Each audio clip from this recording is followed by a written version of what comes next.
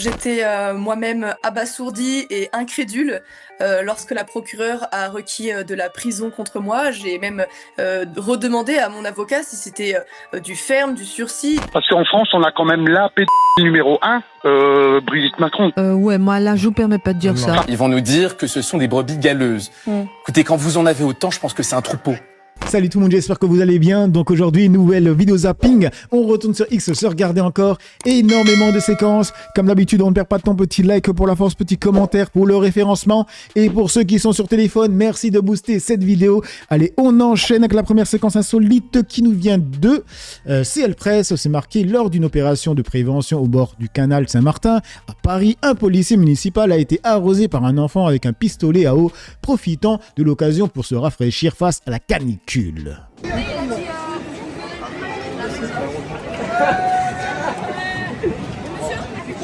a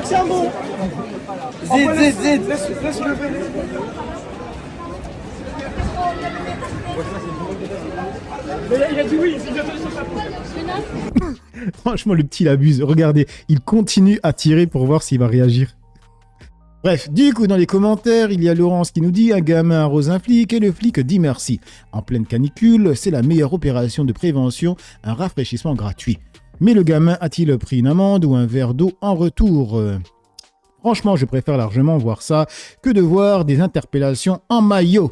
Bref, on enchaîne avec le compte de Comité Trump France et ça avec Thaïs Escuffon, c'est marqué « Alerte, la procureure a requis 4 mois de prison ferme contre l'influenceuse Thaïs Escuffon pour des simples propos qu'elle a tenus sur BFM. » Tout à fait, j'étais moi-même abasourdie et incrédule lorsque la procureure a requis de la prison contre moi. J'ai même redemandé à mon avocat si c'était du ferme, du sursis. Déjà, du sursis était déjà délirant, mais il m'a confirmé que la procureure avait bien requis 4 mois de prison ferme contre moi pour ce passage média que vous avez diffusé, où je dénonçais le fait que j'estimais que le principal danger pour les femmes en France, vous avez la suite de la phrase, et oui, je suis complètement stupéfaite. Donc c'est pour ça que je me suis décidée finalement à 3 jours du délibéré qui sera demain à 13h30. C'est demain, c'est demain le délibéré. Demain. Exactement, oui. à 13h30 demain, pour la première instance. Et c'est vrai que j'ai tellement été poursuivie judiciairement pour des propos contre l'invasion migratoire, pour des actions lorsque je faisais partie de Génération Identitaire avant sa dissolution, que je m'étais presque, c'est terrible à dire, mais habituée à ce que la justice vienne me chercher des noises. Et en fait, ce sont mes proches qui m'ont convaincu de faire cette vidéo, de dire « Attends, mais c'est incroyable, c'est lunaire ton histoire, parle-en ». Donc je suis très heureuse de voir l'écho que ça trouve. Mais effectivement, non, ce n'est pas une mauvaise blague. Je suis bien potentiellement condamnée à 4 mois de prison ferme. Alors les amis, je vais me répéter, mais vous croyez honnêtement qu'une Française, petite bourgeoise, blonde, aux yeux bleus, va aller en prison pour ça? Et le pire, c'est que dans la vidéo que je vous ai montrée, qui durait pratiquement 25 minutes, que j'ai pas voulu regarder en entière, parce que franchement, flemme, en fait, à la fin, elle demande de l'argent. Elle a fait une cagnotte, les amis. Moi, ce qui me termine, c'est que c'est des gens comme elle qui font des cagnottes. Tu vois, il y a des influenceurs aussi qui adorent faire ça, alors qu'ils gagnent très bien leur vie. Elle, c'est pas une Française d'en bas, hein. C'est pas une sans dents. Hein. Je pense qu'elle a de quoi voir venir largement. Hein. Et les gens comme ça font des cagnottes. Et il y a énormément de personnes qui sont au SMIC qui vont faire un don pour elle. Et soit. Du coup, on enchaîne avec Roland Gravier, c'est marqué un auditeur, rappelle qui est le pédo numéro 1 en France. Christine Kelly crie à la diffamation.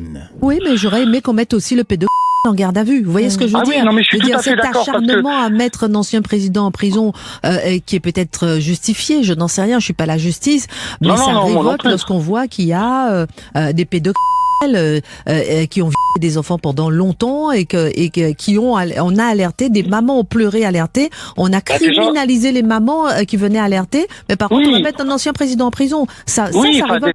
Écoutez bien ce qu'il va dire. Elle était tellement pas prête à ce qu'il dise ça. Elle était tellement pas prête qu'elle a répondu de la merde en fait. Et je vous l'ai dit à chaque fois, quand on défend l'indéfendable, ce qui va se passer, c'est inévitable, on va passer pour des cons. Regardez.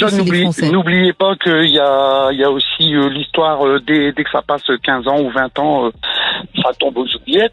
Parce qu'en France, on a quand même la pédophile numéro 1, Brigitte Macron.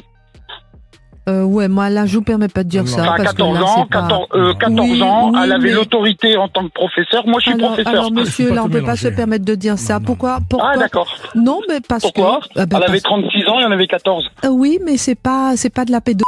C'est pas une pédophilie. Ah non, ça n'a pas été jugé, ça n'a pas été... Ah bah oui, ça... Voilà, donc pour elle, c'est une hécatombe. Pour elle, c'est pas de la pédo parce que ça n'a pas été jugé.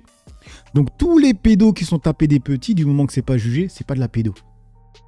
En fait, ces gens-là, faut juste qu'ils se mettent à la place des autres. Imagine ta gosse ou ton gosse, il a 14 ans, il y a le prof de 30 je sais pas combien qui se le tape.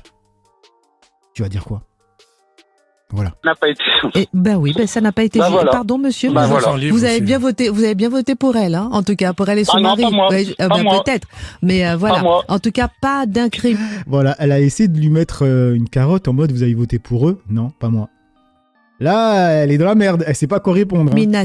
Chacun peut penser ce qu'il veut. Non, mais chacun peut penser ce qu'il veut. Bien sûr. Oui, chacun peut penser ce qu'il veut, mais à un moment, les faits sont là. Les faits sont là. Il y a l'âge, et tout simplement, et les statuts. C'est-à-dire que la Brigitte, là, c'était la prof. Non, mais c'est une dinguerie. En vrai, de vrai, c'est une singerie, les amis. Hein. Faut le répéter. Hein. C'est l'ensemble des Français. Pas d'incrimination. Si vous voulez être avec les Français, faites un sondage, faites un référendum, faites ce que vous voulez, et vous verrez dans mon entourage, je travaille dans divers endroits. On sait tous et on est tous professeurs, donc on a en plus on a une autorité sur les enfants, donc on a vraiment cette barrière qui nous empêche. Bon, moi je vous rassure, je suis pas pédo, mais qui nous empêcherait éventuellement d'aller vers un enfant parce qu'on a cette autorité du professeur qui est au-dessus. Là, j'aurais vraiment voulu voir la tête de Christine, franchement. Dommage. Du coup, on passe sur le compte des grandes gueules avec un auditeur qui s'appelle Bernard, un chauffeur routier qui a dit « En France, on ne peut pas avoir une croix autour du cou, mais un voile, ça ne dérange personne. » Et il y a Elle pour la cause qui lui répond en disant « Mais qui s'est déjà fait emmerder dans la rue, à son boulot et même en cours parce qu'il portait une croix, genre qui ?» Et là, il dit la vérité. Je n'ai jamais vu d'histoire, en tout cas moi personnellement, je n'ai jamais vu d'histoire d'une personne qui portait une croix et pour le simple fait qu'il portait une croix, il s'est fait agresser ou quoi que ce soit. Mais par contre, une personne qui porte une kippa, j'ai déjà vu ça et j'ai même vu plusieurs fois des femmes qui portent le voile se faire agresser. Bizarrement, ces gens-là, en tout cas ces hommes-là, ont des burnes comme ça quand ils voient une femme voilée. Mais quand ils voient un homme barbu, en tout cas qui a l'air d'être musulman, ils se font tout petits. Hein. Bref, on écoute. Vous pouvez vérifier, le maire de Chalon-sur-Saône, dans tous ces réunions, il a interdit le voile et il a gagné au tribunal. Oui, c'est Gilles Platret. Voilà, c'est ça, c'est exact. Et je trouve que c'est très bien parce que aujourd'hui, en France, il n'y a absolument plus rien de respecté. On ne respecte plus rien. Ça veut dire que la personne, il ne faut pas avoir une croix autour du cou. Par contre, la personne, elle peut avoir un voile, ça dérange personne. Ça dérange personne. Alors, j'aimerais bien comprendre, et je suis pas du tout d'accord avec la personne qui a commencé le débat tout à l'heure, je sais pas son nom, qui est pour, et je trouve, mais je le comprends même pas, lui.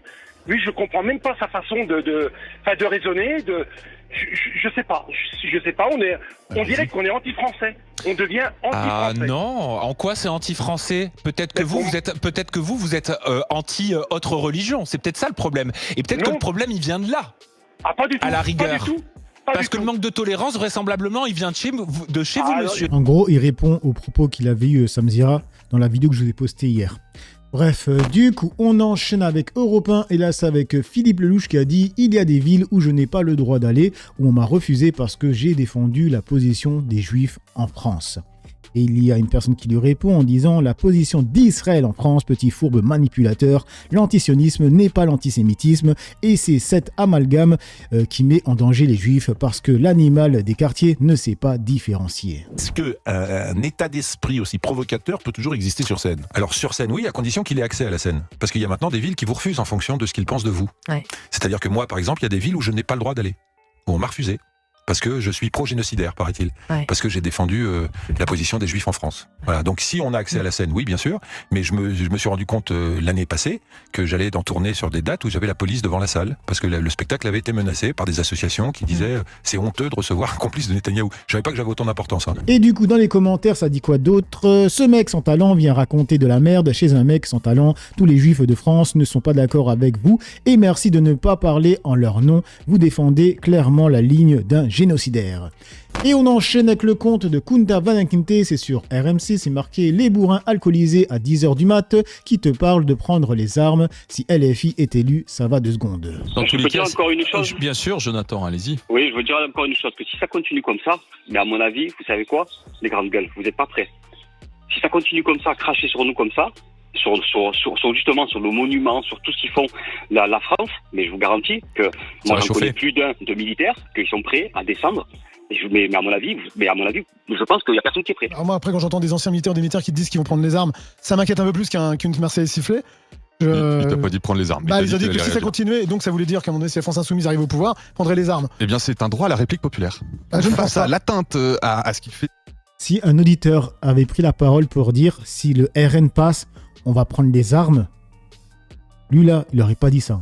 Il n'aurait pas dit ça. Non, on parle d'une élection. C'est un droit à la République populaire. Faut pas nous dire que quand si demain le RN ou quoi, il est élu, on fera des manifs et ça sera pas normal. Que si demain la France Insoumise est élue, les mecs, les militaires ou les policiers vont prendre les armes parce qu'en fait ils se sentiront. Ils sont en danger. provoqués là. Oui, mais à un moment donné, tu provoques. Enfin, si la réponse c'est les armes, Antoine, excuse-moi, va vivre dans un pays où les armes sont tolérées et va défourailler sur qui tu veux. T'es en France, les armes sont interdites ou en tout cas dans certains cadres elles sont légalisées. Donc on va peut-être De toute façon, lui, c'est les mêmes personnes qui sont là sur les plateaux en train de parler de la guerre alors qu'ils n'iront jamais à la guerre. Et là, c'est la même chose. Il est là en mode corda avec le mec, l'auditeur qui a dit ça, mais c'est pas lui qui va être dans la rue s'il se passe quelque chose. Y a quoi ? Il y a une personne qui dit c'est qui le petit blond débile en chemise qui sort coup d'état militaire et un droit à la République populaire. C'est Antoine Dier, ancien porte-parole d'Éric Zemmour, mais sous Ozempic. Ouais, il a gravement maigri. On se demande comment. Du coup, on passe sur le compte de Jacques Renardière qui a tweeté la réaction de Yad Vashem de l'avenue de Bardella au mémorial de la Shoah. Les antisémites ne sont pas là où les médias l'indiquent, mais bien à l'extrême droite et particulièrement au RN. D'abord à cette image postée par Jordan Bardella sur son compte X. On la voit sous la coupole de Yad Vashem et donc le mémorial de la Shoah. Alors je vous voyais, c'était apparemment difficile de regarder les images, vous nous l'avez montré. Cette image, elle est dégueulasse.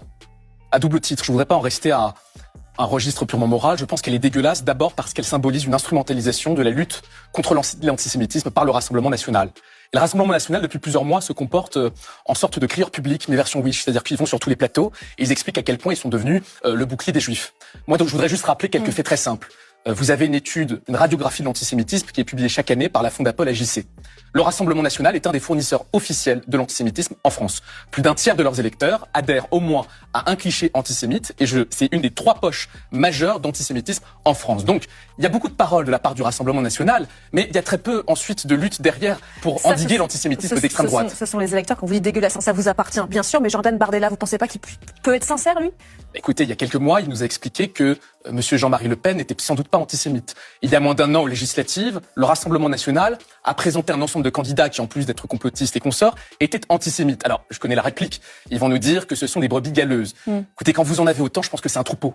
Et c'est ça le problème. Et on enchaîne avec le compte de Luc Offray qui a tweeté « Arrivée de l'énorme cortège de Donald Trump au château de Versailles ».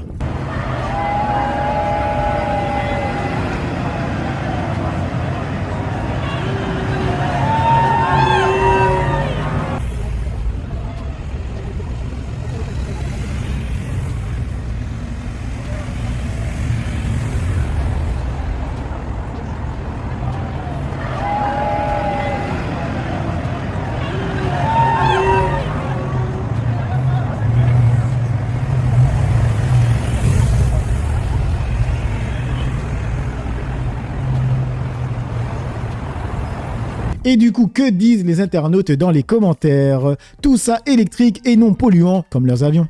Si le président français avait une telle classe et un tel charisme, la France rayonnerait et serait puissante. Mais nous n'avons que des clowns.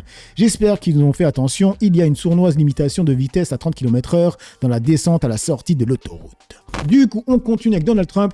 Attendez, je traduis avec le compte de Fox News. C'est marqué « Le moment où le président Trump signe l'accord avec l'Iran au château de Versailles. L'accord a été finalisé lors d'un dîner organisé par le président français Emmanuel Macron à l'intérieur du palais historique. La signature a marqué une étape diplomatique majeure après des mois de négociations visant à mettre fin au conflit entre les États-Unis et l'Iran. »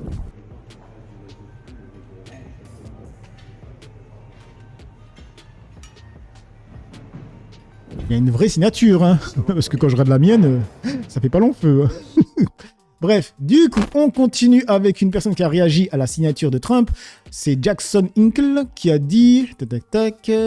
Trump a signé sa défaite à Versailles dans la même salle des glaces où l'Allemagne a signé sa rédaction humiliante en 1919.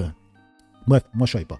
Du coup, on termine avec Kunta Van-Kinte, c'est marqué Gallagher Fenwick ce soir face à la propagandiste pro-israélienne et pro-américaine Noémie Alléluia. Quand on est une démocratie, est-ce qu'on pratique la colonisation, l'apartheid, les crimes de guerre et les crimes contre l'humanité? La République islamique d'Iran, qui est un régime terrible, monstrueux et sanglant. J'en connais d'autres. J'en connais d'autres. Des régimes pardonnez-moi. Oui, mais vous les mettez sur le même plan, mais vous vous trompez. Oui. En fait, vous faites Pourquoi du relativisme. Mais je pense que la démocratie est toujours meilleure. Est-ce que je peux vous répondre ensemble? D'accord. Alors finissez votre phrase. La démocratie vaut mieux qu'une dictature islamiste et théocratique. Voilà, c'est assez simple. Il y a Réponse Gallagher. Le relativisme, le fait de mettre les choses sur le même plan, c'est dangereux. Réponse Gallagher.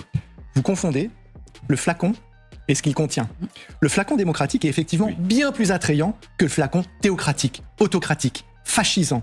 Tout ce qu'est la République islamique d'Iran. Moi, je vous parle du poison. Et la démocratie, elle est capable de produire des poisons terribles. Et on a tendance, comme vous, Noémie, à le lui pardonner précisément parce que c'est une démocratie. Mais quand on est une démocratie, est-ce qu'on pratique la colonisation, l'apartheid, les crimes de guerre, les crimes contre l'humanité? Bush, on n'a pas jugé Bush, par exemple. Et on devrait juger Bush. Il devrait passer. On ne le fera pas, vous savez très bien. Bien sûr, et c'est une erreur. Parce que le droit et l'empathie, ça s'applique partout et à tout le monde et de la même manière. Ok, du coup, dans les commentaires, bravo, cette grosse sorcière n'a rien à faire sur les plateaux, aucune objectivité. Elle est là pour faire de la propagande, heureusement qu'il y a des personnes comme Gallagher et autres pour lui faire fermer son clapet. Noémie peine à respirer, certainement un excès de couscous et un petit coup de vieux. Bref, donc voilà les amis pour cette petite vidéo zapping réaction. Dites-moi ce que vous en pensez dans l'espace commentaire, dans la joie, la bonne humeur, sans insultes comme d'habitude. N'oubliez pas le petit like pour la force, petit commentaire pour le référencement. J'ai assez parlé pour le peu que j'ai parlé à vous décrire. Ciao tout le monde.